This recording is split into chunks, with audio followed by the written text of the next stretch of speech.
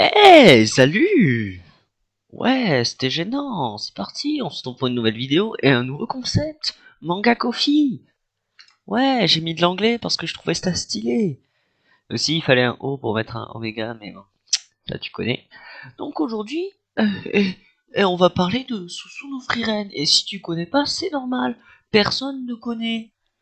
Non, je dirais pas que personne connaît, mais bon.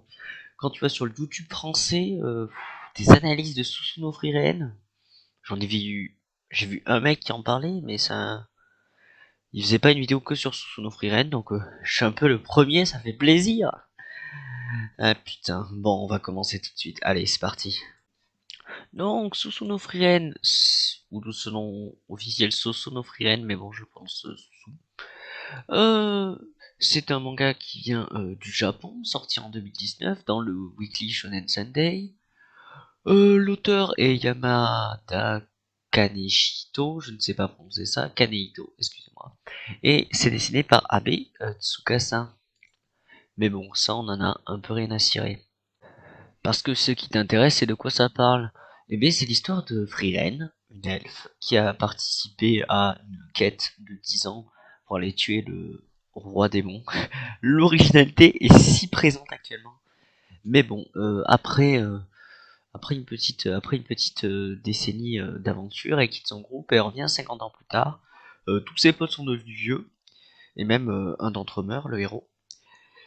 Et il y a une scène plutôt poignante, et donc je peux te la spoiler, c'est dans le chapitre 1, je suis désolé, où elle pleure en disant que elle est pas triste, parce qu'elle ne connaît pas cette personne. Et donc, on va suivre Susu, Frieren, pourquoi je l'appelle Frieren, à travers ses nombreuses aventures où elle va rencontrer des humains. Son objectif va être bien sûr de monter sa magie, mais aussi d'en découvrir plus sur les êtres humains et sur le sens de la vie. Susu no Frieren, c'est une œuvre qui dénote avec le reste. Tout d'abord, le personnage principal, Frieren en l'occurrence, qui est à l'encontre d'un Naruto, Izuku ou n'importe qui, se rapproche plus d'un personnage qui a vécu. Hein. Elle est même plus vieille que ce qu'on pense. On sait pas trop quel âge elle a, d'après ce que j'ai compris, 1000 ans. Ce que j'ai compris. Et c'est plutôt cool d'avoir un personnage averti. Ça rappelle un peu les débuts de Seven Deadly qui sont plutôt bons, hein, même si bon, il y avait encore des. On parlera pas de Seven Deadly ici. On est surtout dans un univers qui se diffère de pas mal de la fantasy actuelle. Avec une fantasy de Isekai, avec les niveaux et tout ça. Ça me saoule beaucoup. Tout ça, on le sait. Là, on est sur de la bonne grosse fantasy bien basique. Il y a des elfes, il y a des nains, mais pas de dinguerie, pas de level. Alors, il y a une histoire de level avec le mana, mais comme elle le dit, c'est même pas très important. On a surtout cet univers qui est original et surtout plutôt beau. Il est magnifié par le dessin. C'est très sincèrement le meilleur dessin que j'ai vu depuis un petit moment. Hein.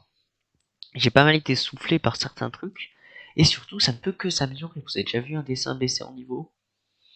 Bleach à la fin peut-être, mais même Bleach à la fin c'était une dinguerie. On est vraiment sur un trait plutôt tranquille, les caractéristiques sont simples, et donc ça crée beaucoup d'espace. Je suis pas un énorme analyste, mais c'est vraiment un très très très bon dessin, et j'ai envie de voir ça en tome relié. Ce qui démontre tout de même le plus cette originalité dans ce récit, ça reste la double narration. On a à la fois une narration de l'histoire actuelle, avec notre personnage principal de Frieren qui s'occupe des Jones, et puis de la première quête de Frieren pour aller là-bas. Alors, je vais pas essayer de faire une analyse complète, mais bon, c'est très sûrement lié au sujet principal, qui est l'éternité, la vie, les liens avec les gens, on va pas en parler, sinon ça va être très long, mais c'est très sûrement très original, et surtout on ne se perd pas. Donc quand dans Naruto où les flashbacks te font perdre l'histoire, là ça t'aide, ça t'accompagne, et ça permet un développement plus intéressant du personnage de Frieren. Mais en plus de cela, ce qui dénote encore une fois, parce que Frieren c'est un shonen qui a les bases du shonen, mais qui dénote par d'autres aspects, avec une vision du shonen différente de la majorité. Ce sont les objectifs flous. Alors tu vas me dire, les objectifs flous, c'est pas... C'est logique, il y en a partout. C'est vrai. Mais dans son Frieren, l'objectif n'est pas l'objectif. La quête n'est juste pas importante, ou mise en second plan. Le plus important, c'est ce que Frieren et ce que ses alliés vont apprendre. On compte d'un Naruto qui va faire tout pour devenir Hokage, plutôt pour se faire reconnaître de son village. Frieren, elle va faire cette quête pour entraîner ses amis. Parce que bon, elle aurait pu aller faire la quête, et surtout pour remercier le héros qui est décédé. C'est donc un shonen dont je ne sais pas trop comment va évoluer la trame narrative. Alors là, on a le premier vrai arc narratif bien important qui est en cours, et donc je peux me dire que on va peut-être évoluer sur cette forme de base, et ça fait vraiment plaisir d'avoir un shonen où on ne peut pas anticiper la suite. Mais bon, on ne sait pas si on est un peu dans un entre-deux. Donc, est-ce que ça sera un grand shonen? Très sûrement. Est-ce que ça sera un très grand shonen? L'avenir nous le dira. Et je me dis, j'ai bien envie de le suivre et je pense que tu devrais t'y mettre toi aussi. Donc, fin de vidéo, j'espère qu'elle ne sera pas trop longue et j'espère surtout qu'elle sera pas trop courte non plus. Je vais te souhaiter une bonne journée, tu connais les bails, abonne-toi, laisse un like et surtout lis Susu no Frieren parce que c'est très bien.